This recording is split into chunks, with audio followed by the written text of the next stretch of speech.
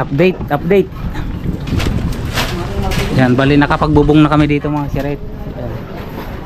Gray yung bubong namin dito kasi mas matibay siya sa dumi. And then gumamit kami ng 0.5 dito. Yan. Pinapalitadahan na yung kanya firewall para may kabit na yung cap flashing. Yan, kasi tag-ulan na. Yan, ito yung dito tayo ngayon sa third floor. Pinakantuhan na rin nila yung mga butas-butas yan mga kasiret, balaster tawag dyan para may pasukan yung hangin, hindi siya mainit. Yan sikrito para may circulation yung hangin. Yan naman si Bay naghahalo pagkain ng mason. Yan, bali pinalitadahan na rin namin dito sa firewall. Yan. Bali mga kanto-kanto na lang yung mga babalikan nila. Let's go. Yan, bali guhukay na rin kami mga sirit ng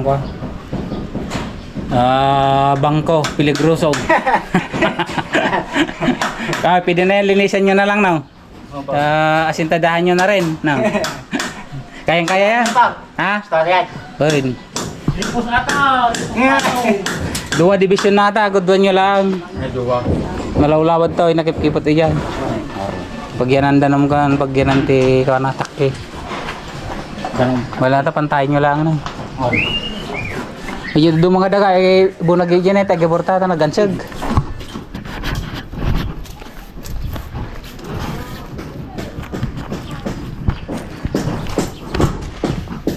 Ito na rin yung development sa palitada sa Kuwama kasi rin. Firewall. CGR at saka Ericsson. Bali yung iba pumunta na doon sa taas. Babalikan na nila yung mga pintuan doon, yung mga kantuhan. Bali mayroong isa doon na nagpipisto, si Bugoy. Yan. Bali kuha pa lang kami dito, mahigit 3 months. Natagalan lang sa bagbag. Let's go. Yan, update. Pag natapos ni naka-arman, dito naman sila magsisiling mga siret sa garahe. Yan.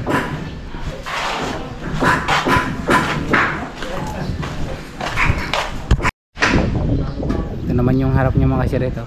Against the light tayo. Puti yan.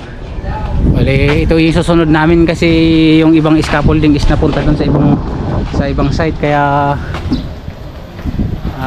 nagpapahakot ako mamaya para may magamit dito sa harap. Yan, ito yung harap. Tingnan naman natin yung ibang anggulo. Go.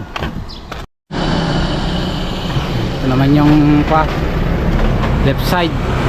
Palitada na lang kulang dyan mga sirit.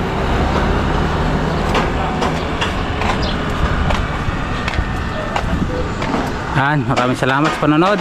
Hanggang dyan na lang muna yung vlog natin. Yan, ito yung update dito sa Alcala project.